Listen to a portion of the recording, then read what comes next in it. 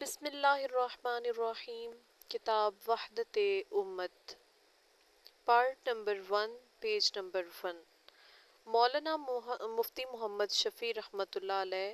وحدت امت کا نسخہ مولانا مفتی محمد اسحاق حفظہ اللہ۔ مناظرہ و مجادلہ علامہ ابن عبد البر اندلسی۔ ترتیب خالد اشرف حفظہ اللہ۔ فہرست مضامین۔ مضامین: وحدت امت نظم 4، عرض ناشر 5، حرف اول 8، ابتدائیہ 10، ایک تلخ حقیقت 12، فرقہ بندی کے کرشمے 14، اختلاف امت رحمت کیسے 15۔ وحدت امت کا نسخہ مفتی محمد اسحاق۔ وحدت امت مفتی مولانا محمد شفیع رحمۃ اللہ علیہ۔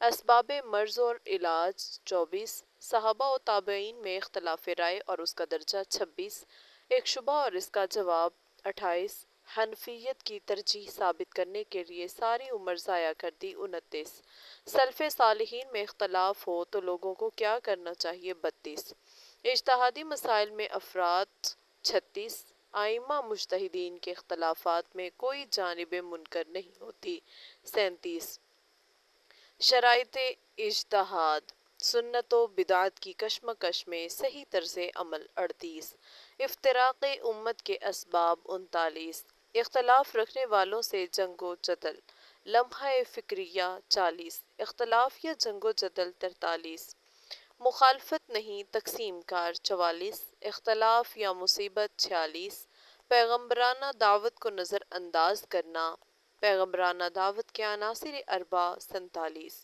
انبیاء علیہم السلام کا اسوہ حسنہ 49، طریق نبوت اور ہم 50، دوسروں سے پہلے اپنی اصلاح 51، خلاصہ کلام 52، ذمہ دار علماء سے درد مندانہ گزارش 53، تو آج ہمیں سوچ لینا چاہیے 55، راہ عمل، اختلاف امت اور ان کا حل 57، اختلاف رائے کے حدود 58، صلح اور جنگ قصے 60، اصلاح حال کی ایک غلط کوشش 61، اختلاف رائے اور جھگڑے فساد میں فرق 62، صحابہ کرام اور ائمہ مجتہدین کا طرز عمل 63، جدال اور اصلاح 64، اختلافات کی خرابیوں کا وقتی علاج 65، صحیح اور غلط طرز عمل 67، باہمی جنگ و جدال کے 2 رکن 68، عام سیاسی اور شخصی جھگڑوں کا علاج 69، مناظرہ و مجادلہ علامہ ابن عبد البر رحمہ اللہ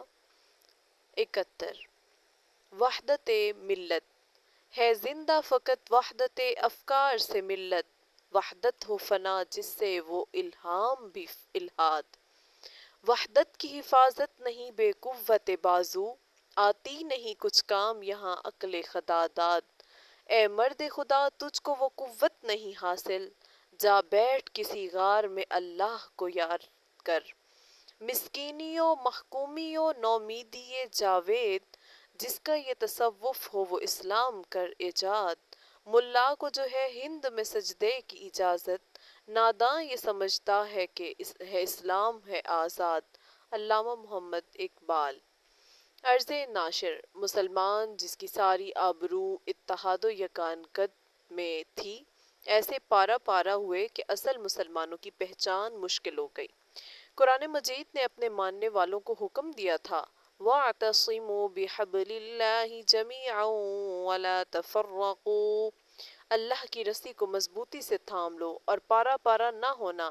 آل عمران 103۔ ایک اللہ، ایک رسول، ایک کتاب کے ماننے والوں کی فرقہ بندیوں کی کہانی بڑی افسوسناک ہے۔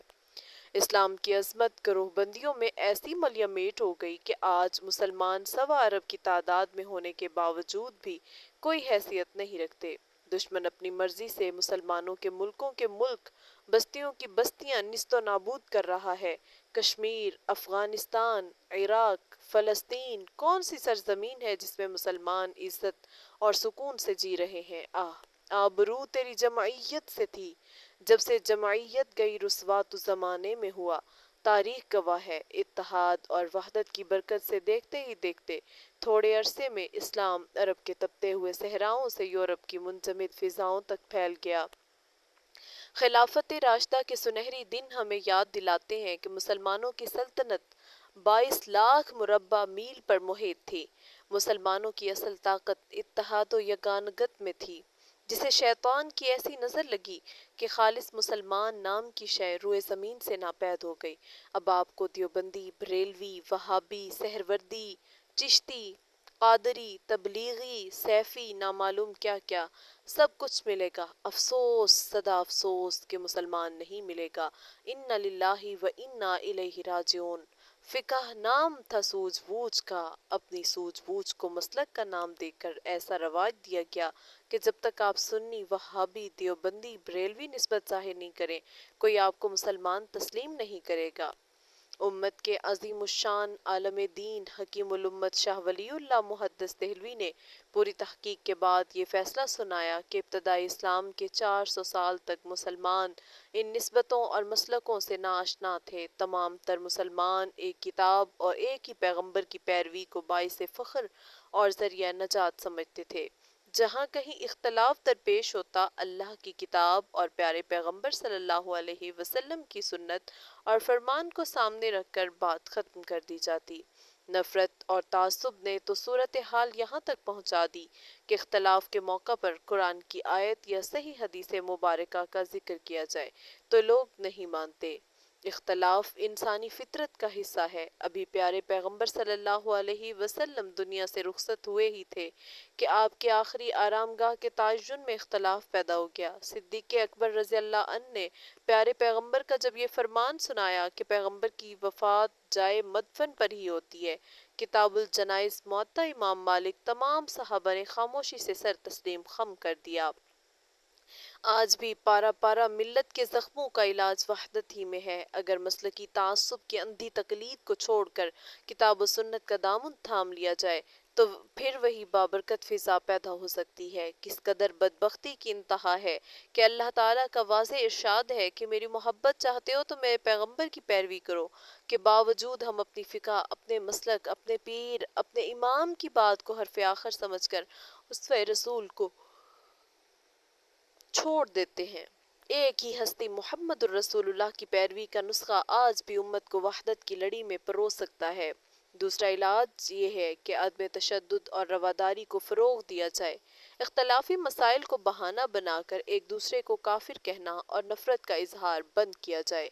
फ़िरका परस्ती के जहर को कम करने में उलमाए कराम बड़ा अहम किरदार अदा कर सकते हैं।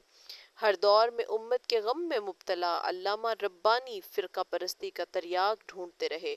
अल्लाह ताला करोड़ हा रहमतें बरसाए मुफक्किर इस्लाम मौलाना हकीम अब्दुल रहीम अशरफ रहमतुल्लाह अलैह पर, जो वहदत उम्मत का सबक देते रहे। उन्हीं की ख्वाहिश पर मुल्क के माया नाज आलिम मुफ्ती मोहम्मद शफ़ी कराची ने जामिया तालीमात इस्लामिया में 1965 में बड़ा फ़िक्र अंगेज़ खिताब फरमाया, जो कई दफ़ा किताबी शक्ल में शाया हो चुका है।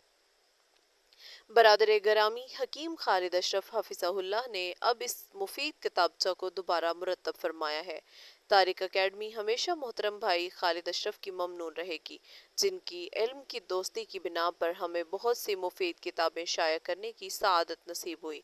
अल्लाह ताला उन्हें तंदुरुस्ती और दराज़ी उम्र से नवाजे ताकि अकेडमी का कारवान इल्म अदब उनसे फैज़याब होता रहे और दाई वहदत उम्मत और मशहूर व मारूफ आलम दीन मौलाना मुफ्ती मोहम्मद इसहाक के शोहरा आफाक रिसाला वहदत उम्मत से चंद सफ़हात तबर्रुकन हम इस किताब में शामिल कर रहे हैं।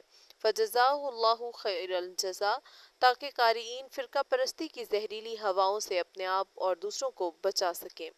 आखिर में हमारी तमाम मुसलमान भाइयों से इल्तिजा है कि कौम और मिल्लत के वसी तर मफाद में अपने अपने मसलक के अंदर रहते हुए दूसरे भाइयों को मुसलमान समझें और उनसे ताल्लुक़ रखें और हक बात जहाँ से मिले उसी पर अमल करें। दीन से मोहब्बत का सारा जोर इसीलिए लगाया जाता है ताकि आखिरत में ज़रिया नजात बने। आखिरत का पहला पड़ाव कब्र है और कब्र में मन रब्बु का मा दीनु का के बाद सिर्फ मन नबीशु का, तेरा नबी कौन, पूछा जाएगा।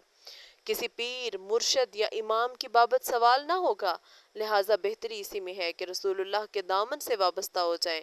जो बात उसवे हसना या हदीस मुबारक से मिले उसी पर अमल करें। मोमिन की यही शान है कि जब सच्ची बात मिल जाए उस पर अमल करे, क्योंकि हक मोमिन की गुमशुदा मता है, जहाँ से मिले उसे ले ले। अल्लाह करीम हमें सिराते मुस्तकीम पर चलने की तौफीक से नवाजे। आमीन। खाकसार मोहम्मद सरवर तारिक, ڈائریکٹر طارق اکیڈمی فیصل آباد۔